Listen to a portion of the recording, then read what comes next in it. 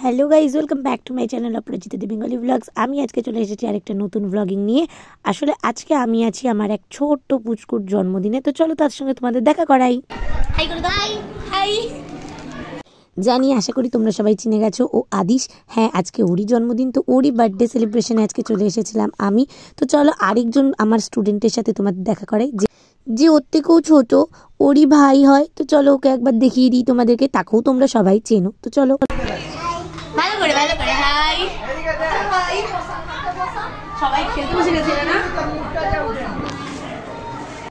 তো চলো এবার আমি আস্তে আস্তে একটু বাইরের দিকে চলে যাই। আর বাইরে গিয়ে তোমাদের সঙ্গে যার প্রথমেই দেখা করাবো সেটা হচ্ছে আদিশের মা, মানে কাকিমার সাথে। তো কাকিমাকে আজকে খুব মিষ্টি লাগছিল, কাকিমা সুন্দর করে সেজেছে দেখো। তো কাকিমাকে দেখতে কিন্তু ভীষণ মিষ্টি লাগছিল। আচ্ছা, আমি কিন্তু একা ছিলাম না। হ্যাঁ, আমি পকোড়াটা খেতে খেতে দেখাচ্ছি, আমার সাথে বাপি ছিল আর মাও ছিল, ঠিক আছে। তার সাথে ছিল আমার আরও একটি স্টুডেন্ট, মানে আবির, তার মা। তো এই কাকিমাও আমার, ওনার ছেলেও আমার কাছে আঁকা শেখে, তো আবির। তো সেখানে কাকিমাকে দেখতে খুব মিষ্টি লাগছিলো, তাই কাকিমাকেও একবার ব্লগিংয়ে নিয়ে নিলাম। তো যাই হোক, খুব মজা করে সময়টা কাটলো আজকে, কারণ যারা ছিল ওখানে তারা বেশিরভাগজনই আমার স্টুডেন্ট, মানে একসাথে প্রায় 3-4 জন স্টুডেন্টকে আমি একসঙ্গে পেয়ে গেছিলাম। তো এটা ছিল আমার রিটার্ন গিফট, যেটা কাকিমা আমাকে দিয়েছিল। যেহেতু আমার বয়সটা এখনও একটু কম, সেহেতু চকলেট পেলে আমি এখনও একইভাবে আনন্দ পাই। আমার খুব ভালো লাগে গো, চকলেটস যখন কেউ আমাকে গিফট করে আমার ভীষণ ভালো লাগে। তো চলো এবার আরেকটা দিকে যাই। তো যাই হোক, আপাতত খেতে বসছি, খেতে চলে এসেছি বাপির পাশে, মায়ের পাশে। ও পাশে একটা ব্যাগ চলছে। যাই হোক, আমি এখন আবার খেতে বসে গেছি। তো চলো তোমাদের সঙ্গে খাবারের একটু মেনুটা শেয়ার করে ফেলি। প্রথমে এসেছিলো থালা, তার সাথে ছিল কলা পাতা, যেটা দারুণ ছিল। তার সঙ্গে ছিল এই মেনু কার্ডটা কিন্তু ভীষণ কিউট দেখতে। আর এখানে আদিশের একটা মিষ্টি ছবি দেওয়া ছিল, যেটা দেখতে কিন্তু দারুণ লাগছিল। তো যাই হোক, তারপরে চলে এসেছিলো টিস্যু পেপার, যেগুলো খুব দরকারি, ঠিক আছে, খেতে বসলেই।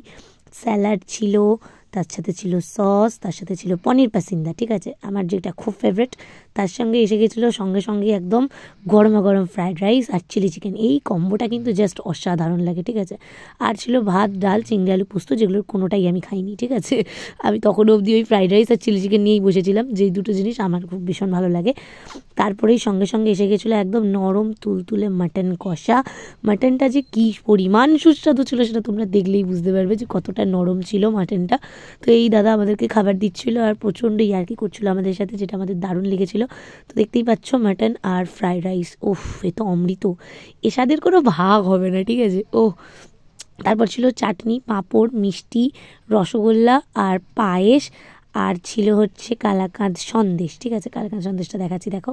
আর ছিল রাবড়ি, মানে আইসক্রিম যেটাকে আমরা বলে থাকি। তো যাই হোক, এই ক্যাটারিংটা ছিল বন্ধু ক্যাটারারের, তোমরা চাইলে যে কেউ যোগাযোগ করতে পারো।